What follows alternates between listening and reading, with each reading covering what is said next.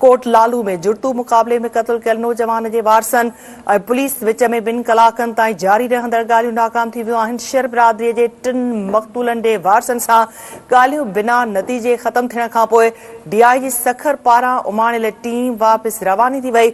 Sir बिरादरीअ जे 3 मक़तूल जे वारसनि पारां मंगिया नाके वटि गुज़िरियल 10 कलाकनि खां धरणो जारी रखियो वियो आहे। सियासी समाजी अॻवान, वकील, कॉम्प्रेस धुरियूं ऐं सिविल सोसाइटी जा नुमाइंदा वारसनि सां गॾु धरणे में मौजूद आहिनि।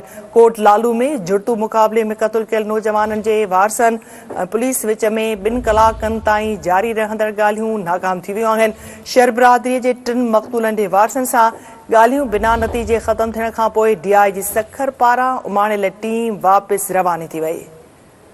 वधीक अपडेट्स लाइ असां राब्तो कयो आहे सिन TV न्यूज़ जे रिपोर्टर इरशाद लाशाई सां। इरशाद, अपडेट कजो। हे ॿुधाए पियो वञे त ॻाल्हियूं नाकाम थी वियूं आहिनि। जी बिल्कुल, कोट लालू में शर बिरादरी के 3 नौजवानों के जुड़तू मुकाबले में कत्ल करण खिलाफ मुखिया नाके वटि लगल जो धरणो आहे वो गुज़िरियल 10 कलाकनि खां जारी आहे।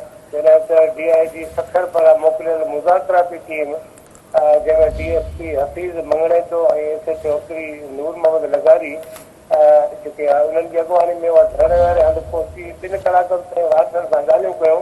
हिन खां तफ़सील वरिता ऐं मुतालबनि जी पुछागछ कई, पर ॻाल्हियूं हलंदियूं रहियूं, कामयाब न थी सघियूं, बिना नतीजे ख़त्म थी वियूं आहिनि ऐं टीम जेका आहे वधीक हिदायतूं वठण लाइ वापसि मोटी वई आहे। जॾहिं त वारसनि खे पहिरियां SHO कोट लालू जी मोतली ऐं सदस्य मथां केस दाख़िल करे गिरफ़्तार करण जो मुतालबो रखियो आहे।